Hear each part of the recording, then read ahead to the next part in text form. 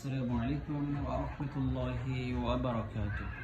সম্মানিত দর্শক, আজকে আমি এক ভাইকে আপনাদের সামনে পরিচয় করে দিচ্ছি, যার ছেলে মাত্র 6 বছর বয়সেই আর্থাইটিসে ভুগছিল।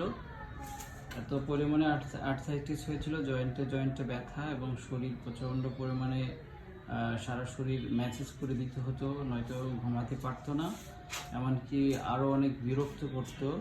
আজকে তার পিতার সাথে আমরা কথা বলতে চাই। তিনি প্রায় 1 মাস হবে তো না ভাই, 1 মাসের মতো হয়েছে আমাদের কাছে চিকিৎসা নিচ্ছে। মাস 1.5 মাসের মতো হবে। তো আলহামদুলিল্লাহ, এখন তার কি পরিস্থিতি চলছে আমি তার বাবার মুখ থেকে শুনতে চাচ্ছি। ভাই, আপনি কেমন আছেন? আলহামদুলিল্লাহ, আমার ছেলেটা অনেক দিন থেকেই আপনার এই রোগে ভুগতেছিল। তা আরও আপনার 2-3 জায়গা থেকে ওষুধ খাইছে। জি। তো কোনো হয়তো নর্মাল হয়, কিন্তু কোনো উপকারে আসে না। পরবর্তীতে আবারও ব্যথা হয়। কিন্তু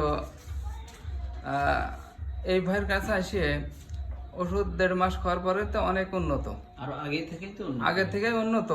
এখনো ওষুধ খাতে হবে অনেক দিন, জি, খেতে হবে, কিন্তু আগের থেকে অনেক ব্যথাটা তার বলে না, হয়তো মাঝে মধ্যে হালকা বলে, কিন্তু ওষুধ খাওয়াকালীন আর ইনশাল্লাহ ব্যথার কথা শুধু এই ব্যথাটা তো এরকম ব্যথা না, এটা জয়েন্টে ব্যথা, জয়েন্টে ব্যথা। আর ওই আপনার অনেক সময় আগুনে সেক দেওয়া লাগতো, আপনার পা টিপিয়ে দেওয়া লাগতো, হাত টিপিয়ে দেওয়া লাগতো।